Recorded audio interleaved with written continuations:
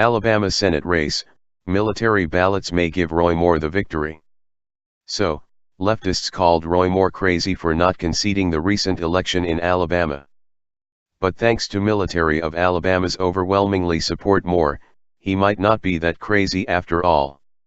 According to a report by Newsmax, over 18,000 servicemen come from the great state of Alabama, and their absentee ballots just came in.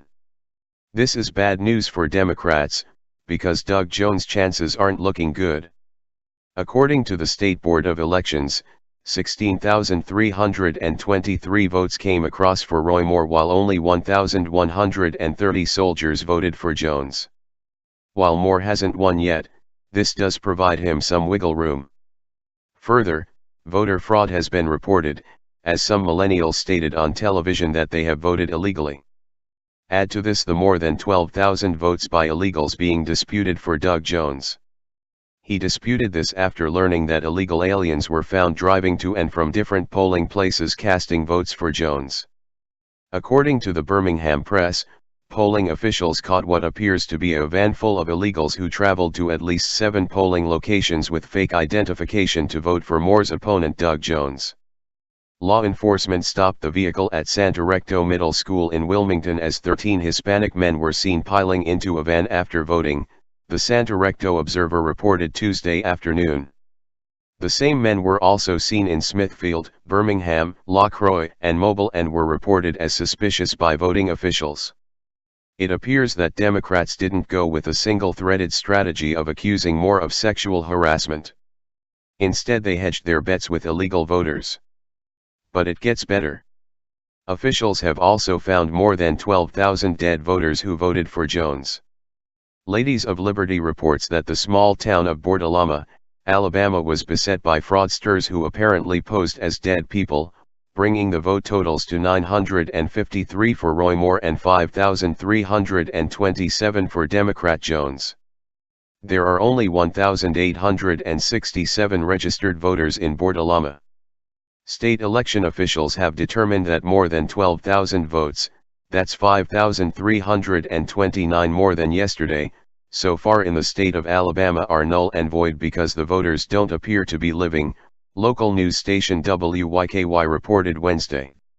It appears that these voters' names were never removed from the rolls when they passed away and someone used their information to stack votes for Doug Jones. This is the kind of shenanigans the left has to push in order to win elections. How pathetic and desperate can you get? In addition to the dead and illegal voting, Democrats used another tactic. They hired Al Sharpton's half-brother to register felons to vote for Jones. We documented their efforts. In the last month, I think we registered at least 5,000 to 10,000 people all over the state. Glasgow, president of Dothan's The Ordinary People Society, TOPS, advocacy group, said Monday.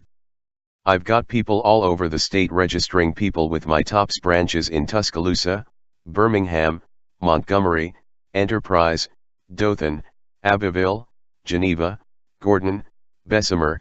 We have a lot. The new revelation of voter fraud is still being investigated. So for now only speculation remains. But the truth may come soon. Let's go with the notion this election gets overturned. Try to imagine the reaction of the left. I believe they would burn Alabama down. And what of all the praise the left heaped on backwards Alabama?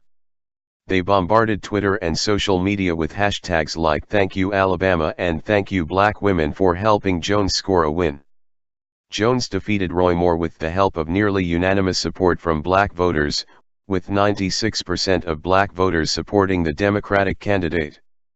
On Twitter, the hashtag Black Women began trending early Wednesday as people noted that CNN exit polls showed 98% of black women voters supported Jones. I'm curious as to how the left will thank black women if the election results are overturned. Will Alabama and its citizens still be good people? Or will the state go back to being a dumb racist rednecks? Only time will tell.